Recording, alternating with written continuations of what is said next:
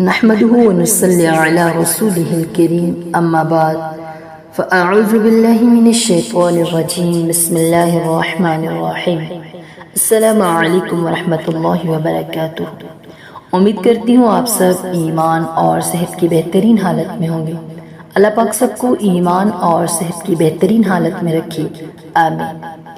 جیسا کہ آپ کو معلوم ہے کہ عشرہ ذی الحجہ اللہ رب العزت کے فضل و کرم سے شروع ہو چکا ہے، تو ذی الحجہ کے پہلے 10 دن بہت قیمتی ہیں، اور ان 10 دنوں میں اپنے لیے ایک ٹائم ٹیبل روٹین بنا لیں تاکہ ہم سب بھی اللہ رب العزت کی رحمت سے بھرپور فائدہ اٹھائیں۔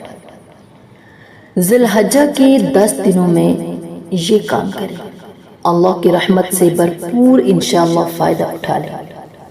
شاید یہ 10 دن ہماری زندگی میں دوبارہ نہ آئیں، سال بھر کے 10 عظیم ترین دن، ان کا ایک ایک منٹ ہم نے ضائع نہیں ہونے دینا انشاءاللہ۔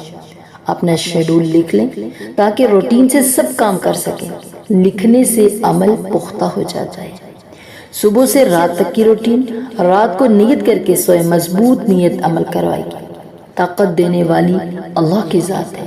اپنے دن کا آغاز تہجد سے کریں، روزے سے کریں، فجر کی تلاوت سے کریں، نماز، تمام نمازیں جو ہے وہ اپنے وقت پر ادا کریں، اول وقت پر۔ اشراق کے 4 نفل پڑھیں۔ دن کا آغاز صدقے سے کرنا ہے، جتنی وسعت ہو روزانہ صدقہ کریں۔ دنیاوی کاموں میں زبان مسلسل اللہ کے ذکر میں تر رہے، اللہ کی بڑائی زیادہ سے زیادہ بیان کرنا، کثرت سے تکبیرات پڑھنا، اللہ اکبر اللہ اکبر، لا الہ الا اللہ، اللہ اکبر وللہ الحمد، کثرت سے سبحان اللہ والحمد للہ، لا الہ الا اللہ، اللہ اکبر۔ ان 10 دنوں میں روزانہ کھانا کھلائیں، کسی ایک مسکین کو 1 روٹی سالن ضرور دیتے، بہترین عمل ہے۔ جتنی وسعت ہے اتنے گھروں کو کھانا بانٹیں۔ اول وقت میں تمام نمازیں ادا کریں، رات کو 2 نفل زائد پڑھیں، روزانہ کچھ نہ کچھ قرآن کے حصے کی تفسیر سنیں، اپنا عمل بدلیں، چلتے پھرتے ڈھیروں دعائیں مانگیں، صدقہ خواہ سمائل سے ہو یا کسی کی ہیلپ سے ہو۔